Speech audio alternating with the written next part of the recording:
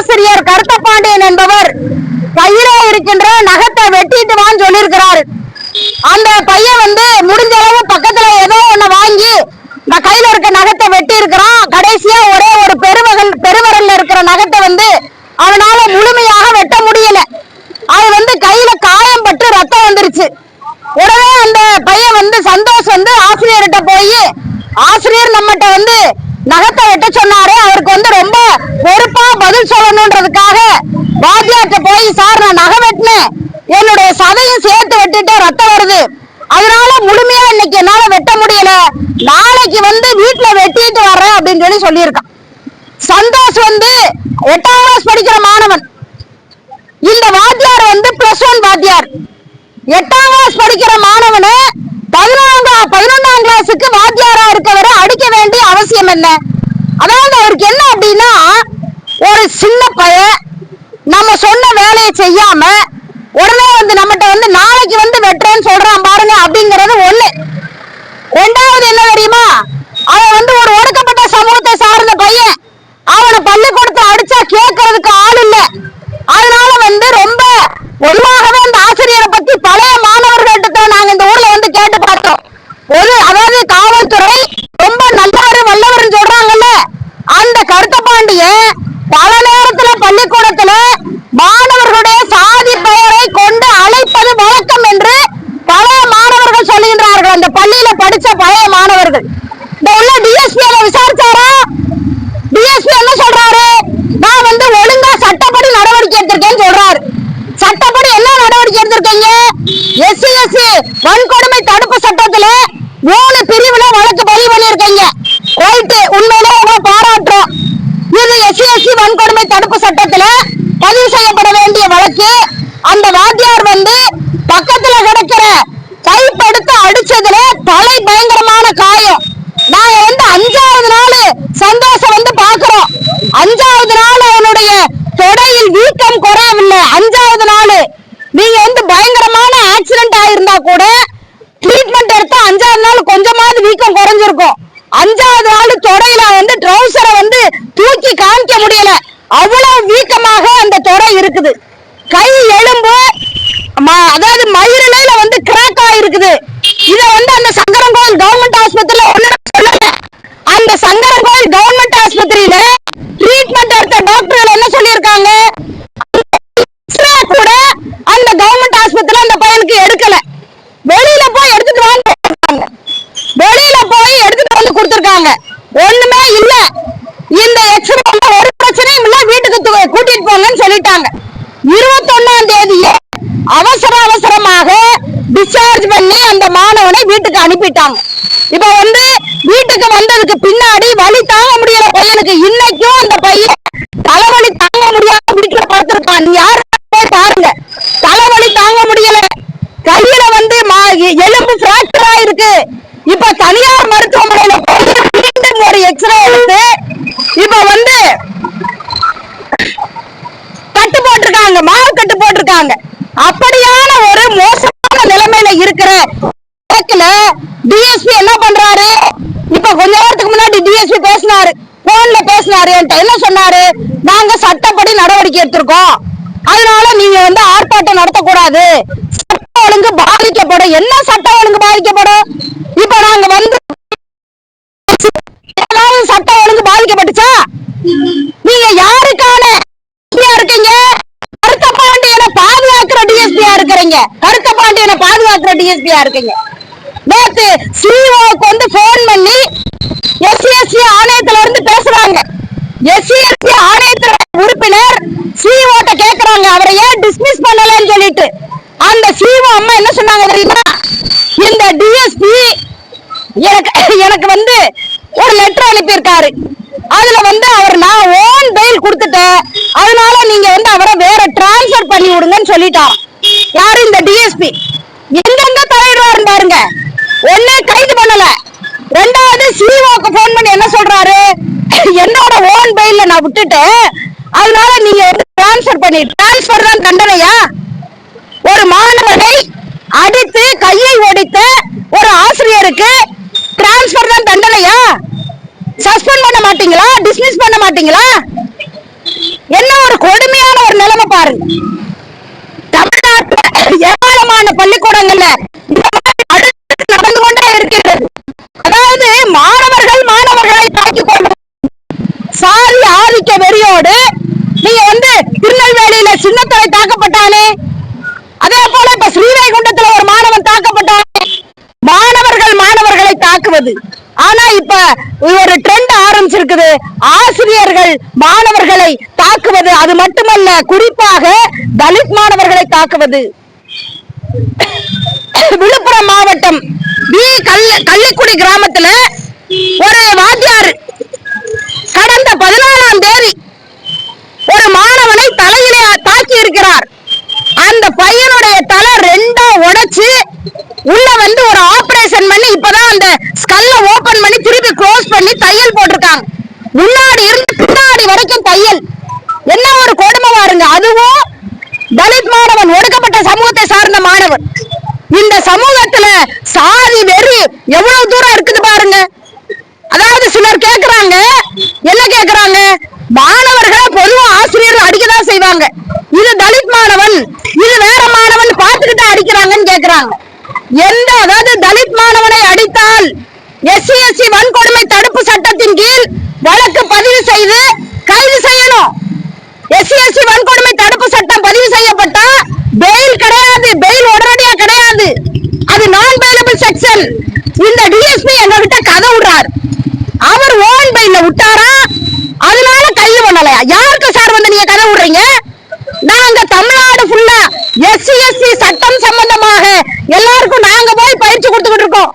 தமிழ்நாடு தீண்டாமை ஒழிப்பு முன்னணி தமிழ்நாட்டுல பல இடங்கள்ல SC/ST வன்கொடுமை தடுப்பு சட்டம் குறித்த ஒரு கருத்துரையை அல்லது சட்டம் குறித்த பயிலரங்கத்தை எங்களுடைய ஊழியர்கள் போய் ஊர்வா நடத்திட்டு இருக்காங்க. நீங்க எங்களுக்கு சட்ட சம்பந்தமா சொல்லி தரீங்களா? SC/ST வன்கொடுமை தடுப்பு சட்ட சம்பந்தமா நீங்க சொல்லி தரீங்களா? அந்த கருத்தை அப்படி பாதுகாக்க வேண்டிய நோக்கம் இந்த DSPக்கு என்ன? கலெக்டர் வரைக்கும் சொல்லியிருக்காரு. அதாவது அவர் கைது பண்ணப்பட வேண்டிய வாத்தியார்ல ரொம்ப நல்லவர். கையை அடிச்சு உடைச்சவர் ரொம்ப நல்லவரா? நீங்க இந்த ஆர்ப்பாட்டத்தை வேடிக்கை பார்த்து கொண்டிருக்கின்ற பொதுமக்களுக்கு நாங்கள் அன்பான வேண்டுகோள் வைக்கிறோம். அது பட்டியலின மாணவனாக இருந்தாலும் சரி, பிற்படுத்தப்பட்ட சமூகத்தை சார்ந்த மாணவனாக இருந்தாலும் சரி, நம்ம வீட்டு பிள்ளைய இந்த மாதிரி நாளைக்கு அடிச்சு கைய உடைக்கிறாங்க, மண்டைய உடைக்கிறாங்கன்னு சொன்னா நம்ம வேடிக்கை பார்ப்போமா? இதே மாதிரி நம்ம வீட்டு பிள்ளைய நாளைக்கு அடிச்சா நம்ம என்ன பண்ணுவோம்? இது ஒரு மனித உரிமை மீறல் இல்லையா? மிக கொடுமையான வன்கொடுமை இது. என்ன சொல்ல போனா, அதே பள்ளிக்கூடத்துல கடந்த 19ஆம் தேதி பிப்ரவரி 19ஆம் தேதி 3 மாணவிகளை ஒரு ஆசிரியர் பாலியல் சீண்டல் செய்திருக்கின்றார். பாலியல் சீண்டல். அதுல ஒரு பட்டியலின மாணவி, SC மாணவி, ஒரு தலித் மாணவி பாலியல் சீண்டலுக்கு உட்படுத்தப்பட்டா என்ன செய்யணும்? SC/ST வன்கொடுமை தடுப்பு சட்டம் பாயணும். ஆனா அந்த FIRல போக்சோ மட்டும்தான் இருக்கு. ஏன் SC/ST வன்கொடுமை ஏன் இல்ல? ஏன்னா அது நான் பெயிலபிள் செக்ஷன், கடுமையான தண்டனை. எனவே அந்த வாத்தியாரையும் பாதுகாக்கிறதுக்காக ஒரு போக்சோவை மட்டும் போலீஸ் போட்டு வச்சிருக்கு. இந்த திருவேங்கடம் போலீஸ் ஸ்டேஷன்ல என்னதாங்க நடக்குது? நாங்க 23ஆம் தேதி இரவு அந்த மாணவனை பார்க்க வந்திருக்கோம். நாங்க பார்த்துட்டு எல்லாத்தையும் விசாரிச்சுட்டு அந்த வீட்டை விட்டு கிளம்பி 10 நிமிஷம் ஆகாது. இந்த திருவேங்கடம் போலீஸ் ஸ்டேஷன்ல அதாவது ஒரு SI இருக்கிறாரா, சஞ்சய் காந்தி, அவர் பேரு ரொம்ப நல்ல பேருங்க, சஞ்சய் காந்தியா. அவர் நைட்டு 9 மணிக்கு கூப்பிட்டு விட்டுருக்காரு. யாரு? அந்த குழந்தையும் குழந்தை அப்பாவையும். என்னன்னு விசாரிக்கிற? அதாவது அது ஒரு குழந்தை, ஒரு 13 வயது குழந்தையை நீ போலீஸ் விசாரிக்கிறதுக்கு நீ 9 மணிக்கு கூப்பிட்டு விட்டுருக்கீங்க. இது என்ன அநியாயம்? என்ன சட்டம் உங்களுக்கு சொல்லுது? இது ஒரு குழந்தை உரிமை மீறல் இல்லையா?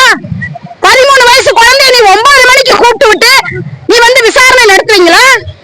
என்ன இது கொடுமை இது? அதுக்கப்புறம் நானே போன் பண்ணி அந்த சஞ்சய் காந்தி பேசினேன். பேசாரு, இதெல்லாம் அநியாயம் இல்லையா? ரொம்ப நைட்டு மணி என்ன இரவு இந்த நேரம் அந்த மாணவனை அவங்க அப்பாவை கூப்பிட்டு விட்டு சட்டமான்னு கேட்டேன். இதுதான் நீங்க படிச்ச சட்டமா? இதுதான் நீங்கள் படிச்ச மனித உரிமை, குழந்தை உரிமையா அப்படின்னு நாங்க கேட்டோம். அதோட சரி அவர் வந்து அனுப்பிச்சு வச்சாரு வீட்டுக்கு. இன்னைக்கு வரைக்கும் காவல்துறை தொடர்ந்து அந்த ஆசிரியரை பாதுகாக்கிறதுலயே தான் குறியா இருக்காங்க. இதுக்கு பின்னாடி என்ன நடந்திருக்கும்? ஏன் அப்படி பாதுகாக்க எல்லாரும் சேர்ந்து இப்படி கும்மி அடிக்கிறீங்க? இதுலதான் எங்களுக்கு மிகப்பெரிய சந்தேகம் இருக்கு. கேட்டா என்ன சொல்றாங்க? அதாவது அவங்க அதாவது வாத்தியாரும் அந்த குடும்பமும் காம்ப்ரமைஸ் ஆக போறாங்களாம். அதாவது ஒரு விஷயத்தை தெரிஞ்சுக்கங்க, நாளைக்கு காலையில நம்முடைய தமிழக முதலமைச்சர் மு க ஸ்டாலின் அவர்களுடைய தலைமையில SC/ST வன்கொடுமை தடுப்பு சட்டம் எப்படி தமிழ்நாட்டில் அமலாவது என்பது குறித்து நாளைக்கு ஒரு கூட்டம் நடக்க போகுது. அந்த கூட்டத்துல நீங்க இந்த DSPயோ இன்ஸ்பெக்டரோ சொன்ன வார்த்தையெல்லாம் நாங்க எழுதி அனுப்பிச்சிருக்கோம். 2 குடும்பமும், அதாவது வாத்தியார் குடும்பமும் இந்த குழந்தையுடைய குடும்பமும் சமாதானமா போக போறாங்க. கலெக்டராக இருந்தாலும் நடவடிக்கை எடுப்பேன்னு சொல்லி நம்முடைய முதலமைச்சர் மு க ஸ்டாலின் அவர்கள் அறிவிச்சிருக்கிறாங்க. எதுல? SC/ST வன்கொடுமை தடுப்பு சட்டத்துல.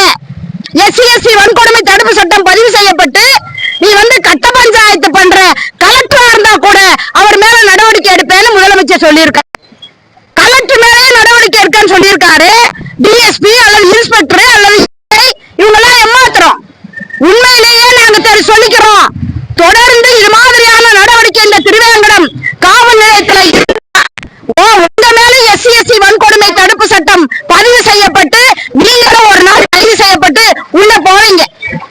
அதாவது உங்க போலீஸ் செய்யறோ இல்லையோ, நாங்க நீதிமன்றத்துக்கு போய் உங்க மேல இந்த வழக்கை பதிவு செய்ய வைப்போம். கட்ட பஞ்சாயத்து பண்ற வேலை உங்களுக்கு இருக்கு. நீங்க வந்து FIR போடணும், கைது பண்ணணும், சார்ஜ் ஷீட் ரெடி பண்ணணும், சாட்சிகளை ரெடி பண்ணணும். இப்பயே எப்படி பண்ணீங்கன்னா நாளைக்கு எப்படி சாட்சிகள் வந்து நீதிமன்றத்துல சாட்சி சொல்லுவாங்க? இன்னைக்கு அந்த அங்க இருக்கிற வாத்தியாருங்க 4 பேர், அதான் இந்த கருத்த பாண்டிக்கு சப்போர்ட் பண்ணி எங்க பள்ளிக்கூட பேர் கெட்டு போயிரும், எங்க வாத்தியாருங்க பேர் கெட்டு போயிரும் அப்படின்னு சொல்லிட்டு கொஞ்சம் வாத்தியாருங்க அதாவது சங்கரன் கோயில் ஆஸ்பத்திரிக்கு போயிருக்காங்க 19 நைட்டு. என்ன சொல்லிருக்காங்க? அதாவது இந்த பிரச்சனை இதோட விட்டுருங்க, இத பெருசாக்காதீங்க, உங்க பையன் திரும்பி வந்து அந்த பள்ளிக்கூடத்துல படிக்கணும், நாங்கெல்லாம் சொல்லி தரணுமா வேண்டாமான்னு வாத்தியாரு கேட்டிருக்காங்க. இதெல்லாம் திரட்டன் பண்ணி பாக்குறீங்களா? உங்க எல்லாருமே SC/ST வழக்கு பதிவு செய்யப்படும். பாதிக்கப்பட்ட மாணவனுடைய பெற்றோரை நீங்க என்ன மிரட்டி பாக்குறீங்களா? அது மட்டும் இல்ல, இப்ப 2 நாளைக்கு முன்னாடி திரும்பவும் இந்த ஆசிரியர்கள் வந்திருக்காங்க. வந்து அவங்க பெற்றோர்கிட்ட என்ன பேசியிருக்காங்க தெரியுமா? கருத்த பாண்டிய வாத்தியார் வந்து நிறைய செலவு செஞ்சுட்டாரு. வக்கீலுக்கு நிறைய கொடுத்துட்டாரு. இன்னும் படி இழக்க வேண்டிய இடத்துக்கெல்லாம் படி இழந்துட்டாரு. அதை நான் சொல்ல வேண்டிய அவசியம் இல்லைன்னு நினைக்கிறேன். யார் யாருக்கு எவ்வளவு கொடுத்தாங்கன்னு அந்த வாத்தியார்களே சொல்லிட்டாங்க. யார் யாருக்கு எத்தனை லட்சம் கொடுத்திருக்காங்கன்னு பல லட்சத்தை செலவு பண்ணிட்டு உட்கார்ந்து இருக்காரு. அதே மாதிரி நீங்களும் வாங்கிட்டு அமைதியா இருங்கன்னு சொல்ல வந்திருக்காங்க. இது வந்து யார் பண்ற வேலை?